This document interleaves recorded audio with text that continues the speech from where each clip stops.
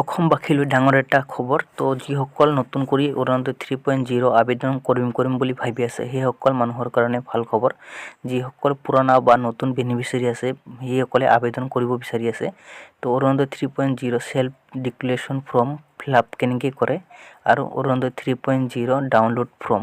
তো আপোনালোকে ডাউনলোড কৰিব নিজে নোৱাৰিব। তো আপোনালোকে এতিয়ালৈকে কিন্তু অনলাইনৰ মাধ্যমত কোনো ধৰণৰ ডাউনলোড প্ৰক্ৰিয়া আৰম্ভ হোৱা নাই বা আপোনালোকে অনলাইনত কোনো ধৰণে ডাউনলোড কৰিব নোৱাৰিব।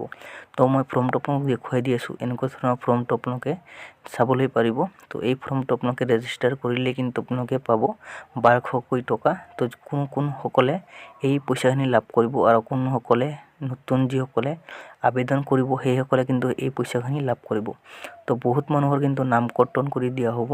তো যিসকলৰ ৰেচন কাৰ্ড নাই সেইসকল মানুহে কিন্তু এই অৰুণোদয় আঁচনিখন লাভ নকৰিব। তো নতুন যিসকল বেনিফিচিয়াৰী আছে সেই বেনিফিচিয়াৰীবোৰে কিন্তু আপোনালোকৰ আধাৰ কাৰ্ড থাকিবই লাগিব। আধাৰ কাৰ্ড নহ'লে কিন্তু আপোনালোকে অৰুণোদয় আঁচনিৰ বাবে আবেদন কৰিব নোৱাৰিব। আৰু লগতে আপোনালোকক লাগিব ৰেচন কাৰ্ডটো। এই ৰেচন কাৰ্ডটো থকাটো বাধ্যতামূলক হয়।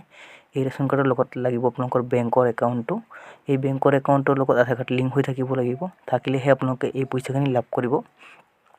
আৰু যিসকল মানুহে গাঁও সভাত নাম অন্তৰ্ভুক্ত কৰিছে সেইসকল মানুহৰ কিন্তু অলৰেডি ভেৰিফিকেশ্যন হৈ গৈছে। তো আপোনালোকৰ চিন্তা কৰিবলগীয়া কোনো দৰকাৰ নাই। তো কেইদিনমান পাছতে আপোনালোকে এই অৰুণোদয় 3.0 যিটো আঁচনি টকা বিতৰণ কৰা হ'ব তেতিয়া আপোনালোকে এই পইচাখিনি লাভ কৰিব। যদি আপোনালোকৰ বুজাত কোনো ধৰণৰ অসুবিধা হৈ আছে মোক কমেণ্ট কৰি জনাব। মই আপোনালোকক নিশ্চয় ৰিপ্লাই দিয়াৰ চেষ্টা কৰিম।